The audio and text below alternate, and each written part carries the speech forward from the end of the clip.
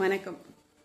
இன்னைக்கு நவராத்திரியோட ஆயுத பூஜை நாள். எல்லார் வீட்லேயும் சிறப்பாக கொண்டாடி இருப்பீங்கன்னு நம்புகிறேன். ஆக்சுவலி இந்த பூஜையோட சின்ன வரலாறு எனக்கு தெரிஞ்சதை நான் சொல்கிறேன். என்னன்னாக்க வரமகாமுனி அப்படின்னு ஒருத்தர் இருந்தாராம். அவர் முன்னாடி அகத்தியர் வரும்போது கொஞ்சம் அகந்தையோட அவரை கண்டுக்காமல் இருந்தாராம். அதனால் முனிவர்களுக்கு தான் டக்குன்னு கோவம் வந்துடுமே. அகத்தியரோடனே கோவம் வந்து சபிச்சிட்டாராம். நீ எரும தலையோடையும் மனித உடலோடையும் மாறணும் அப்படின்னு சொல்லி சாபம் கொடுத்தாராம். அந்த வரமகாமுனி ஐயோ இப்படி சப்ஜெக்டிங்களே, எனக்கு விமோசனம் என்ன அப்படின்னு கேட்டதுக்கு லக்ஷ்மி, அதாவது தேவியால் நீ சக்தியால் நீ ஒரு பெறுவாய், உன்னோட சாபம் நீங்கும் அப்படின்னு சொல்லி சொன்னாராம்.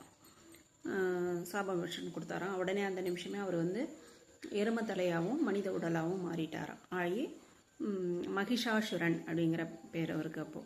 அப்படி மாறிட்டு அந்த ஒரு அரக்கன் ஆகிட்டார் இல்லையா. அப்போ அந்த அரக்க குணம் வந்துருச்சு. அதனால் என்னாச்சுன்னா அவரோட அகந்தையின் பலன் அவர் ஒரு அரக்கனாக மாறிட்டார்.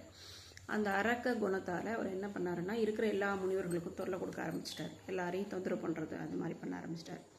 அப்படி பண்ணோடனே இந்த முனிவர்கள் எல்லாம் பொறுத்து பார்த்துட்டு தாங்க முடியாமல் அவரை அழிக்கிறதுக்கான முனிவர்கள் இல்லையா அவங்க. அதனால் அவங்க என்ன பண்ணாங்க, முனிவர்கள்னால் ஆரம்ப காலத்தில் இருக்கிறவங்க, அவங்களுக்கு சக்தி இருக்காது இல்லையா, சக்தி தேடிக்கிட்டு இருக்கவங்க. அவங்க என்ன பண்ணுறாங்க, யாகம் வளர்த்து சக்தியை நோக்கி தவம்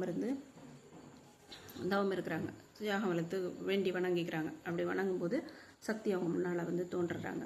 என்னான்னு கேட்கும்போது இது மாதிரி வரமகாமுனி மகிஷாசுரனாக மாறிட்டான், அவன் எங்களுக்கு தொல்லை தரான் அப்படின்னு சொன்னோடனே அந்த அம்மா என்ன பண்ணுறாங்க, பூஜை எடுக்கிறாங்க. அவங்களும் விரதம் இருந்து பூஜை எடுத்து 9 நாள் விரதம் இருந்து பூஜை எடுத்துக்கிறாங்க. பூஜை செஞ்சு விரதம் இருந்து பூஜை செஞ்சு அவங்க துர்கை அப்படிங்கிற ஒரு அவதாரம் எடுத்து அந்த துர்கையாக மாறி 10வது நாள் அன்னைக்கு அவங்க அந்த மகிஷாசுரனை அழிக்கிறாங்க. அதுதான் மகிஷாசுர வதம். அந்த வதம் பண்ண அன்னைக்கு நாள் தான் நமக்கு விஜயதசமி நாளை கொண்டாடுறோம்.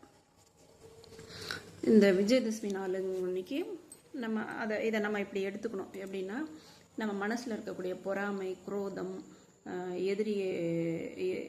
எதிரி மனப்பான்மை, போட்டி மனப்பான்மை, அப்புறம் மற்றவங்களை பழிவாங்கும் குணம், இதெல்லாம் நம்மளுடைய அரக்க குணங்கள்.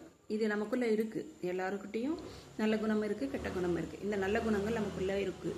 அந்த குணங்களை வெற்றி பெறணும். நம்ம அந்த குணங்களை தாண்டி மீறி நம்ம மேலே நம்மளோட பொறுமை, அமைதி,